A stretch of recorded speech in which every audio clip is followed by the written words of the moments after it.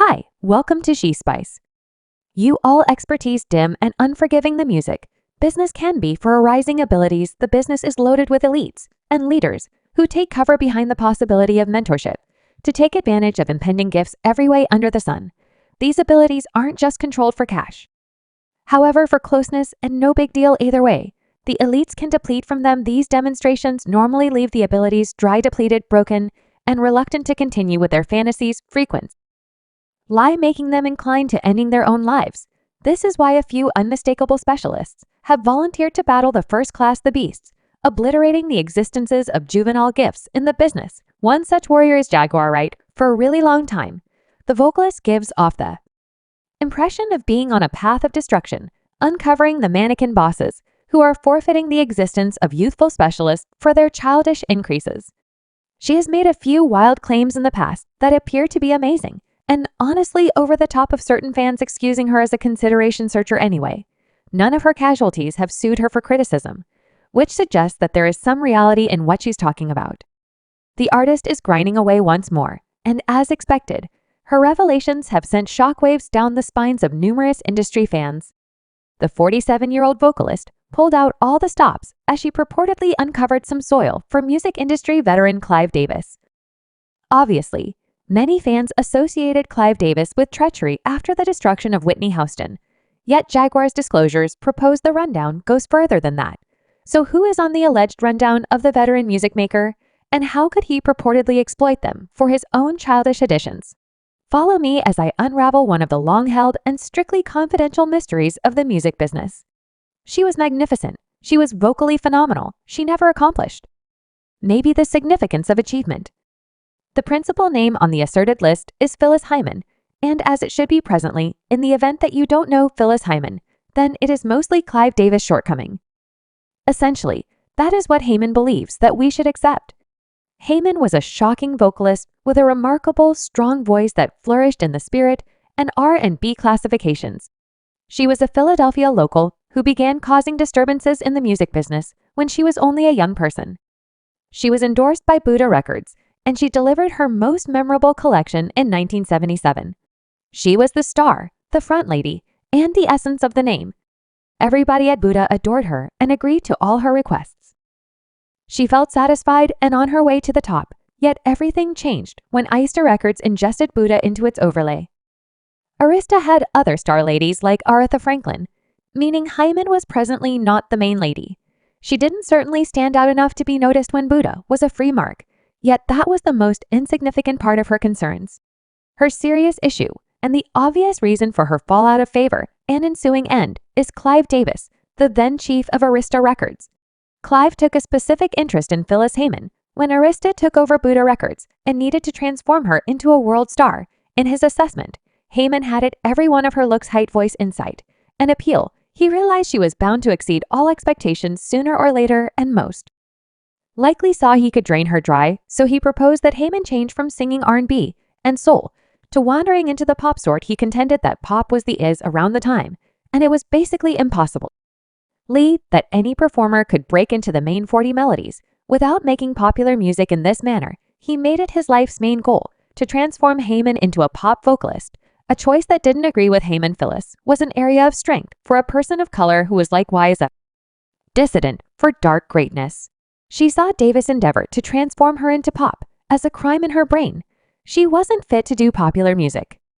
In addition to adjusting to pop, it was equivalent to denying her dark legacy and embracing an alternate class, which doesn't reverberate well with her kin. To make matters matter, Clive Davis recommended she color her hair blonde and quit wearing the caps that she had turned into the centerpiece of her picture. He too recommended that the spirit vocalist dress more in scanty and revealing outfits to engage a more extensive crowd. These ideas upset Hyman on the grounds that she wasn't prepared to sell out her way of life as an individual of color. Her obstinacy prompted numerous hot and heated conflicts among her and her manager.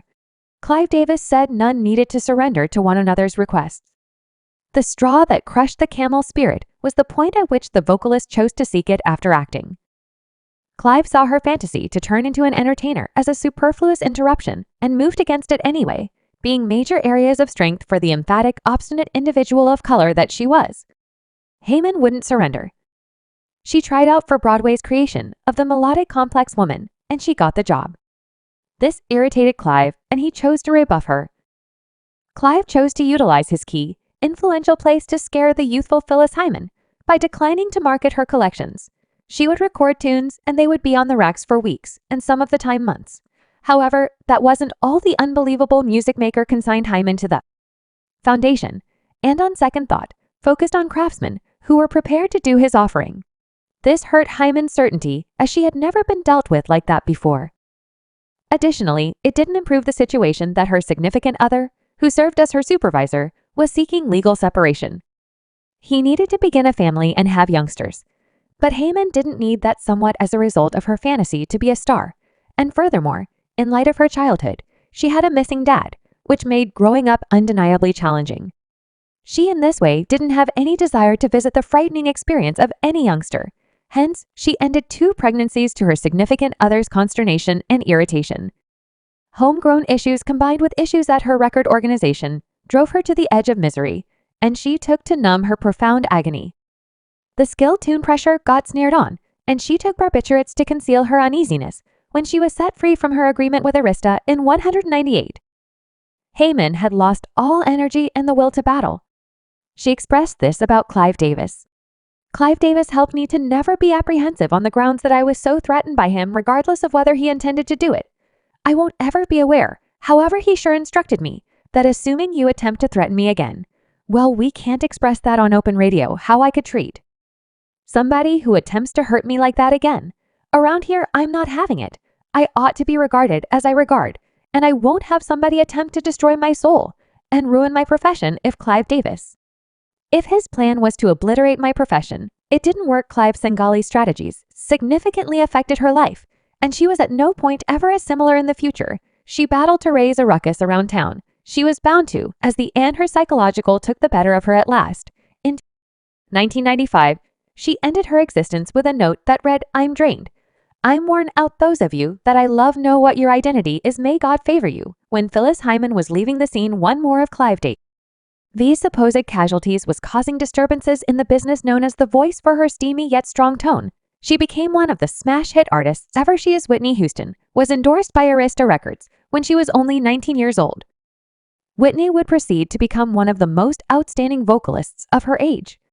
Her first 2 studio collections, named after herself, both crested at #1 on the announcement 200 and at last became one of the greatest selling collections ever. Not at all like Hyman. Whitney was more pliant, and what did anybody expect? She was only 19. She didn't know a significant part of the world and didn't have areas of strength for the personality that Hyman had. She was effortlessly maneuvered toward doing pop, which in the long run brought her more notoriety and launched her into worldwide fame. Whitney Houston turned into the sweetheart of C.V. Davis since she would submit to all his orders. She followed Clive's guidelines to the last option, and she climbed to the next level over Phyllis Hyman. Yet, this uncovered a hidden issue. Fans saw that Clive Davis didn't pander to his craftsman's assets yet, rather had a cast form that he believed they should squeeze into. It was as though being a worldwide star wasn't the craftsman's fantasy or objective, yet it was. Clive likely needed the recognized honor of being the music maker with the biggest number of worldwide stars, and would remain determined. It seemed he couldn't have cared less about the actual specialists, as he thought often about being the best maker of all time, regardless of whether it implied harming his SES.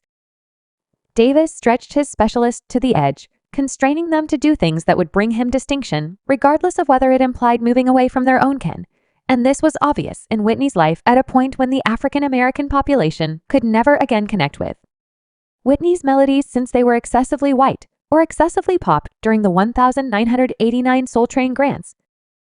Whitney Houston was booed by the African American population, showing their disappointment with her decision to classify the tune. Once grumbled in some cases, it gets down to you're not dark enough for them, you're not R&B enough, and you're exceptionally pop. The white crowd had removed you from them before then. She had previously won 11 American Music Grants and 2 Grammys, the greatest selling debut collection by a female craftsman in history, and a record-breaking 7 sequential. Unfortunately, a few radio broadcasts wouldn't play her music since she wasn't sufficiently dark, and they were correct about how Clive Davis couldn't manage. Phyllis Hyman effectively did with Whitney Houston. he transformed the spirit and gospel vocalist into a pop symbol reasonable for white crowds yet. Subscribe She Spice for more videos.